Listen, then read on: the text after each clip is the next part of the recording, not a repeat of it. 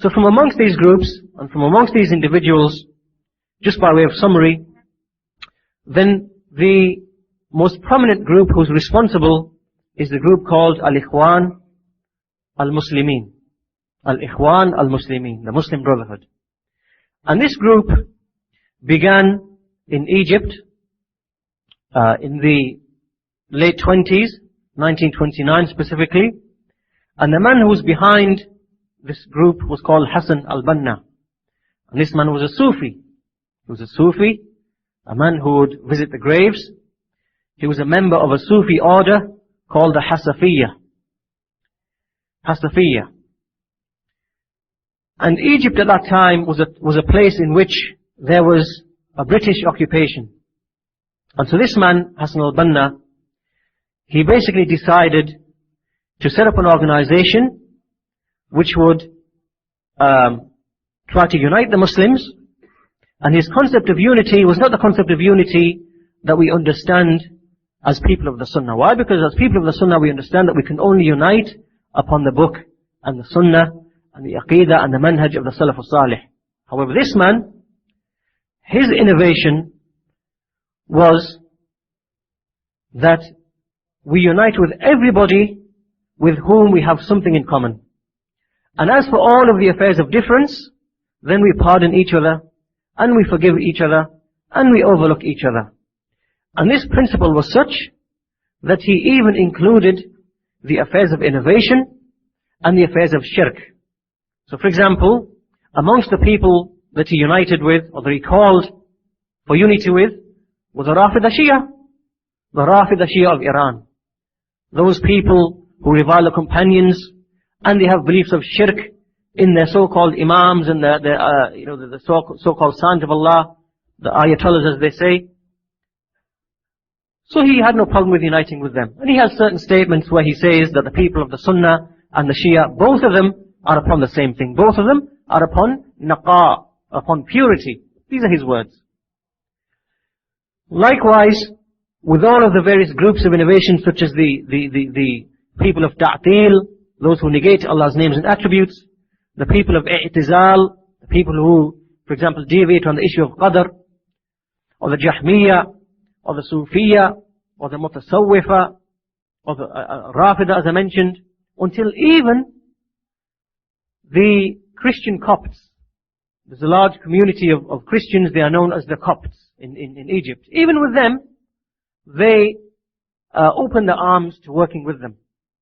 So the principle or the point that I'm getting across here is that a main aspect of the ideology of this man, Hassan al-Banna, was opening up the doors to all of the people of innovation and breaking down the barriers which existed between the Sunnah and the people of innovation. And the ideas of this man were such that they would be carried in later decades, through the 1930s, through the 1940s, through the 1950s, 60s, 70s, 80s, 90s, up until our time. And this happened by way of organizations and jama'at and jama'iyat and other people, individuals who came and they propounded upon this ideology and then they spread it in the different lands. Up until our time today, we find that so what you see today when we speak about this issue of lenience towards Ahlul Bidah and, not being too lax with them and not being too easy with them and not mixing with them and how many people don't understand this? The roots and the origin of this problem today lies in the ideology of this man in the 1930s. Right? So this is this is the founder of Al-Ikhwaan Al-Muslimun, Hassan al-Banna. And this was the effect of his da'wah upon the ummah. That everybody, this idea that spread amongst the minds of the people that everybody is okay, as long as he says La ilaha illallah, and he says that he's upon the sunnah, then he's okay. And as for his mistakes, even if they be in usul, in aqidah, in manhaj, even in the affairs of tawheed or shirk, then turn your eyes away from his faults. This is the effect and the way of thinking that Hassan al-Banna spread amongst the ummah. And this is found amongst the people today who claim they're upon the manhaj of the Salaf, or those who claim that they're upon the Salafi da'wah. So the roots of this lie in the ideology of Hassan al-Banna. So this is one major trend one major way of thinking which brought about damage and destruction to the affairs of the Sunnah and to the affairs of the manhaj of the Salaf al-Salih. Now if we move on 3 decades later in the 1950s, then we see the emergence of another man who again, just like Hassan al-Banna, he brought another way of thinking and another trend, like an ideological trend within the Ummah. And this man is Sayyid Qutb. And Sayyid Qutb, after Hassan al-Banna, was one of the main figureheads and the leaders of Ikhwaan al-Muslimeen. Now this man, wa alaikum assalam, was an Ash'ari. Initially in his life, he had an Islamic upbringing and he was taught in a Muslim school. And later on, because in Egypt there was a lot of secularism and communism and so on and so forth, for about 15 or so years in his life, he was basically someone who doubted. He was affected by the socialism and communism, and he even doubted about Allah subhanahu wa ta'ala. And within these years, 15 or so years, he spent his life in ignorance. Ignorant of the deen of Allah, and ignorant of the Sunnah. And he lived in an environment in Egypt which was full of the beliefs of the Mu'tazila and the Ash'a'ira and the Jahmiyyah and other than them from the people of Bid'ah and Dalalah. Anyhow, this man, basically, he had certain influences upon him and he took certain ideologies from the kuffar or certain ways of thinking from the kuffar. So for example, he used to read the books of a man called Alexis Carrel. And this man is a French philosopher, a Christian French philosopher. And this man, Alexis Carrel, he used to write about the situation of the Christians at that time. How the Christians have basically turned their back upon their religion and how they indulge in sin and disobedience and in music and fornication and so on and so forth. And this man, this kafir called Alexis Carrel, a French philosopher, he coined a term, he invented a term. He called it, and again look, he's speaking about the Christian communities. He says that these people have entered into an age of barbarism. He used a word called barbarism. And this is how he described what happened to Christianity. Now Sayyid Qutb used to read the books of this man, this kafir. And he brought the same way of thinking and he applied it to the Muslim Ummah. So what term did he invent? What term did he use? Jahiliyyah. Where did he get it from? From this kafir, mushrik, Alexis Carrel. So he brought this term and he said that today the Muslim Ummah has entered into Jahiliyyah. And it's more, as he says in his own words, it's a very severe form of Jahiliyyah. And he exceeded and exaggerated in this regard up until he treated this Jahiliyyah to be the Jahiliyyah of Kufr before Islam came. And by way of this, he made takfir of every single Muslim society upon the face of this earth. Merely because amongst the Muslim Ummah you find people who are upon sin and disobedience, and they drink, and they gamble, and they fornicate, and they fall into all sorts of major sins.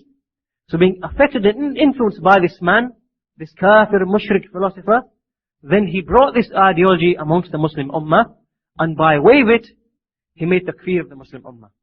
And on top of that, he made takfir of the rulers who didn't rule by what Allah has revealed in all of the affairs of the state. So if they had any deficiency in certain affairs, he said that either it's complete Iman, 100%, and you rule by everything which Allah has revealed, or it's nothing. Right? Black and white. He brought this extremism and exaggeration. And so he said that basically that the way forward is that we face and address these rulers and we remove this, these ignorant laws and rules which we are ruled by. We have to topple them, we have to remove them. And basically he created a certain picture about the da'wah which made the people think that the da'wah is about takfir of the rulers and focusing our attention upon them and their sins and their disobedience and their oppression and their iniquities. And that Tawheed is represented in removing these rulers and giving Allah back His right to judge. This is his way of thinking. That Tawheed is that we snatch away the authority from these rulers upon the land and we give it back to Allah. As if Allah subhanahu wa ta'ala is in need of people to give Him His right which the people have taken away. As if Allah is in such a need. And these are the exact words that I've just said to you. These are His exact words, more or less, which He included within His books.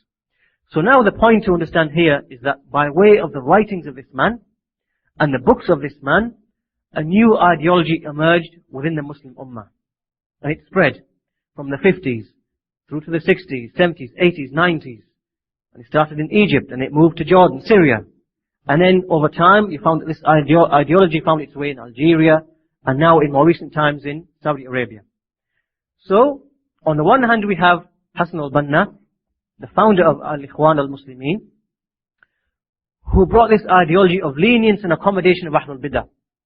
And on the other hand we have this other man, Sayyid Qutb, who brought this ideology of being concerned with the rulers and making takfir of them and belittling the scholars and claiming that they are, the people who are paid and stooges and pawns, and trying to portray Tawheed as if Tawheed is to topple the rulers and to replace the current authorities and to establish Allah's Hakimiyya, that this is the sole basis and the root of Tawheed. So these two different ways of thinking that had their roots in these two men, then many, or in fact all of the issues and the problems and the confusion in the affairs of manhaj today, in these times today, in the year 2002 or in the last decade, all of them have their roots in the ideas of these two men.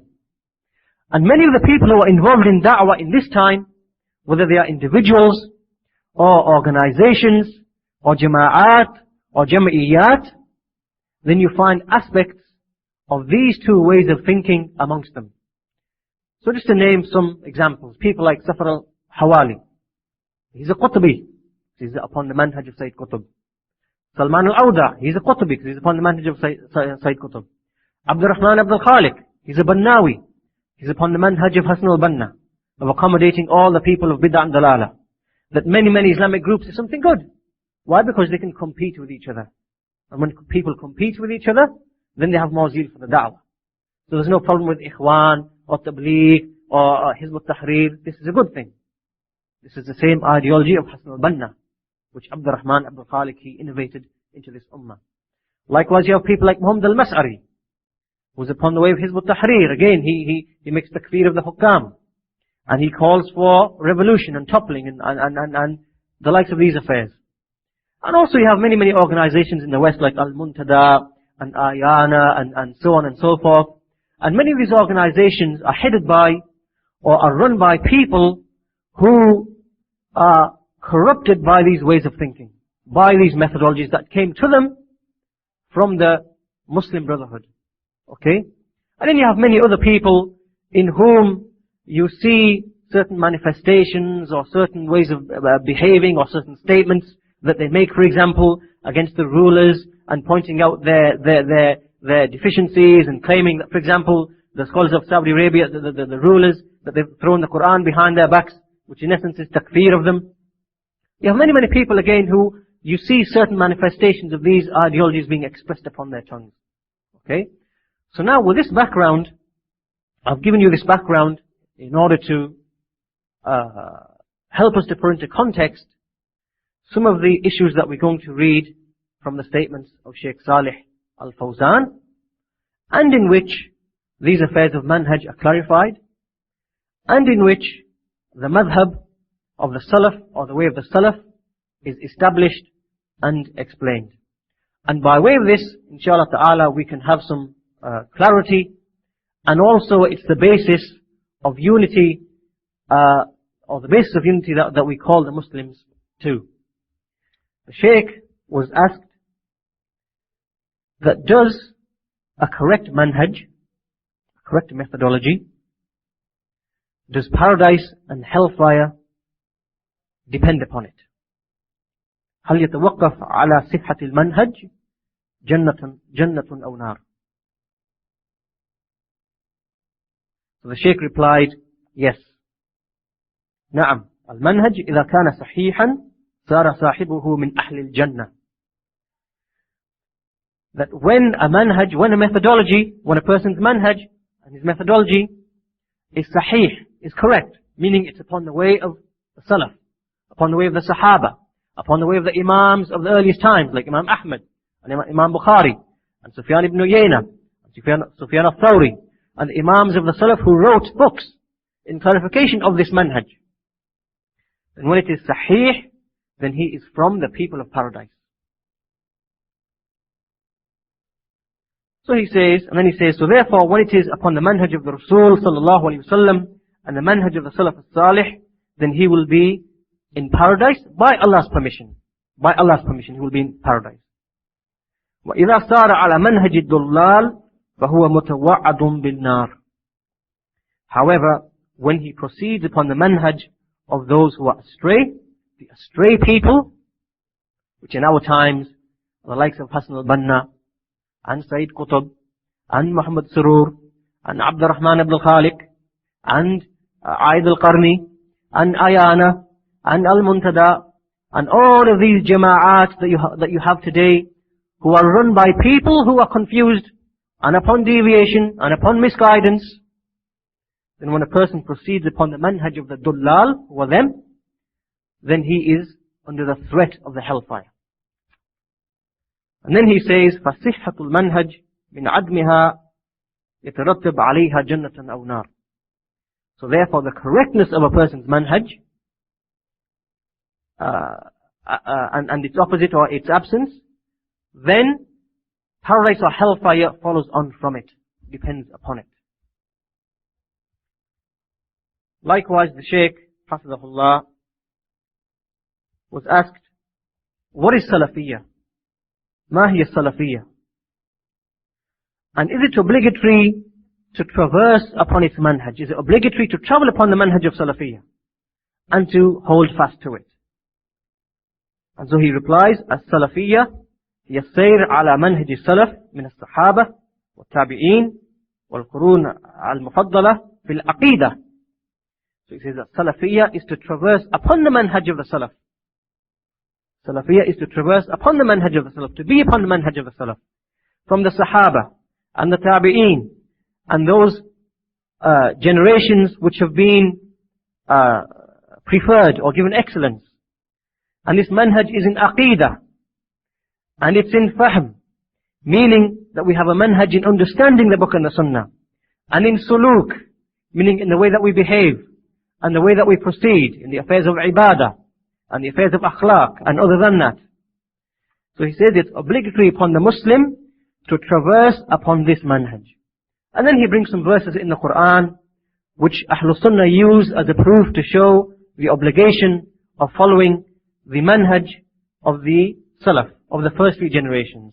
So he quotes the verse in Surah At-Tawbah, verse 100, وَالسَّابِقُونَ الْأَوَّلُونَ مِنَ الْمُحَاجِرِينَ وَالْأَنصَارِ وَالَّذِينَ اتَّبَعُوهُمْ بِإِحْسَانٍ رَضِيَ اللَّهُ عَنْهُمْ وَرَضُوا عَنْهُ. And those who came foremost, the first people from the Muhajirin, from those who emigrate, and the Ansar, the helpers, and those who follow them in goodness, Allah is pleased with them and they are pleased with Him. And this is an ayah to show the obligation of following the Muhajirin and the Ansar. And likewise, when he quotes the verse, وقال تعالى والذين جاءوا من بعدهم يقولون ربنا اغفر لنا ولإخواننا الذين سبقونا بالإيمان ولا تجعل في قلوبنا غلا للذين آمنوا. And those who came after them, they say, O our Lord, forgive us and forgive our brothers, those who preceded us in Iman. And do not place in our hearts any hatred or aversion towards them. And then he quotes the saying of the Messenger sallallahu alayhi wa sallam, عليكم بسنتي وسنة الخلفاء الراشدين المهديين من بعدي تمسكوا بها وعدوا عليها بالنواجذ وإياكم ومحدثات الأمور فإن كل محدثة بدعة وكل بدعة ضلالة. upon you is the sunnah and the sunnah of the rightly guided khulafa who came after me. Hold on to that and bite onto it with your molar teeth. And beware of the newly invented matters, for every newly invented matter is an innovation, and every innovation is misguidance. And likewise, the Shaykh Hafizahullah was asked the following question, and again this relates to the manhaj, that in this time, walhamdulillah, that the da'wah to the manhaj of the Salaf and holding fast to it has increased. So this call to holding fast to the manhaj of the Salaf is something that has increased. And alhamdulillah, we see this. We see both in the Muslim lands, due to the efforts of our scholars, the likes of Sheikh Salih al-Fawzan, the likes of Sheikh Rabi bin Hadi al-Madkhali, the likes of Sheikh Fali al-Harbi, the likes of Sheikh Ahmad al-Najmi, and likewise those who passed away from the likes of Sheikh Ibn Baz, rahimahullah, and Sheikh Al-Albani, rahimahullah, and Sheikh Muqbil, rahimahullah, and Sheikh Muslimeen, rahimahullah. By way of the da'wah and the efforts of these scholars and these imams, who clarified many of the affairs of manhaj, affairs in which there is confusion in these times, by way of their statements and their books and their clarifications, we find that generally speaking, the call to the manhaj of the Salaf, in those issues in which there is deviation, as I mentioned earlier, something that is increased, walhamdulillah. And likewise in the West, it's something that is increased, walhamdulillah. In Europe, and in the UK, and in America, and in Canada, and other places. Why? Because of the connection, walhamdulillah, between the shabab and the du'at, and the scholars in the Muslim lands. So the questioner, he says, so alhamdulillah, this is something that is increased. However, there are some people who say that this da'wah, meaning this da'wah of Salafiyya and the call to the Salafi manhaj is something which is there to split the ranks and to destroy the ranks, separate the ranks, and to make the Muslims to attack each other, for them to strike each other, and for them to become occupied with one another, away from their true enemies, the kuffar. So is this claim, is it correct? And what is your direction and your advice with respect to this? So the questioner, he's explained something that we find, all of us hear this kalam coming from the people of Hizbiyya, and the people of Dalala, and those people who are upon the manhaj of the Dullal, as Shaykh al-Fawzan himself said. This is an argument that they bring, and something by which they mean to attack the Salafi da'wah, and something by which they mean to silence the Salafis from speaking about the affairs of manhaj.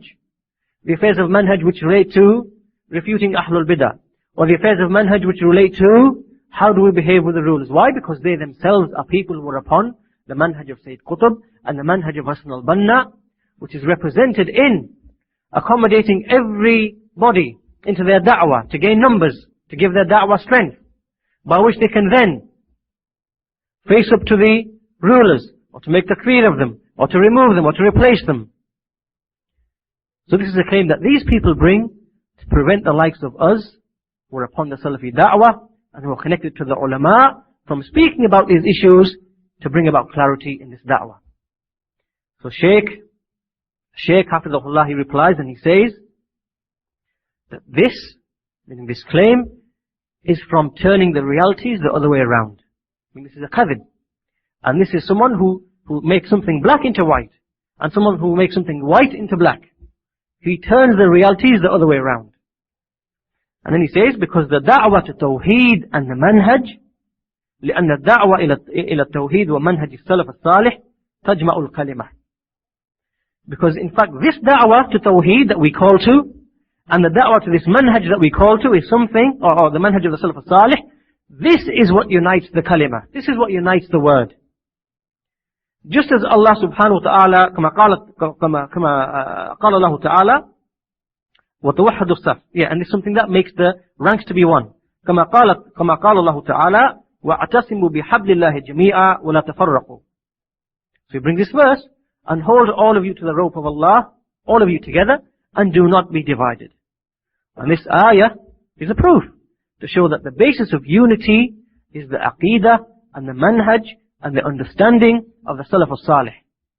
And that to call to that is from the unity. And to refute what opposes it is from unity. And then he quotes the saying of Allah subhanahu wa ta'ala, وَقَالَ تَعَالَى إِنَّ هَذِهِ أُمَّتُكُمْ أُمَّةً وَاحِدَةً وَأَنَا رَبُّكُمْ فَاعْبُدُونَ. Really, this ummah of yours is a single ummah. And I am your Lord, so therefore worship me alone. So then he says, and it is not possible, it's not possible for the Muslimeen that they are united except upon the kalima of Tawheed and the manhaj of the Salaf. And this is the haqq. It's impossible for the Muslims to unite except upon the affairs of Tawheed and the manhaj of the Salaf. And just from these words alone, you can see the falsehood in the calls of many of these jama'at. Take for example, the jama'at of Ikhwaan in Egypt, from where this fitna emerged. Amongst Egypt, the vast majority of Egypt are people who are upon shirk. They visit the graves of Sinjar and Tusuki and Hussein al-Badawi, Zainab. These are tombs which are to be found in Egypt. And the greatest of shirk is to be found in that land. And likewise the majority of the people in Egypt and the scholars of Al-Azhar, Asha'ira, Mu'tazila, Jahmiya, Mu'attila, Mufawwida, all of them who contradict the Tawheed that the messengers brought in the subject of Allah's names and His attributes. So they are far away from this Tawheed. And at the same time you find that these are the people who make the claim of wanting to unite the Muslimeen and wanting to bring them together under one umbrella and wanting to establish Allah's Hakimiyyah by removing the rulers. And they think that this is the way to unite the Muslim Ummah.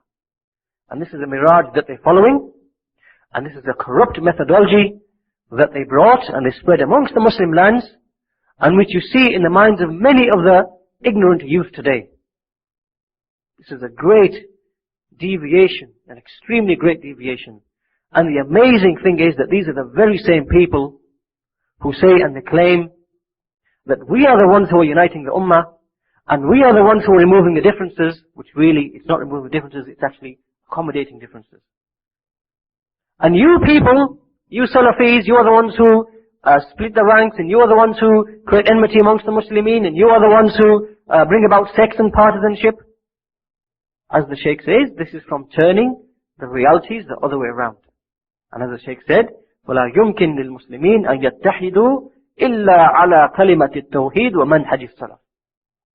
And then he says, however, when they allow and they permit these methodologies which oppose that, which oppose the manhaj of the Salaf, then they will become divided, تَفَرَّقُوا وَاخْتَلَفُوا كَمَا هُوَ الْوَاقِعِ. Then they will become divided and they will become split, as has occurred now. Which means that it's not permissible for us as Muslimeen, Salafiyin, people of the Sunnah, that we do not allow these manahij to spread.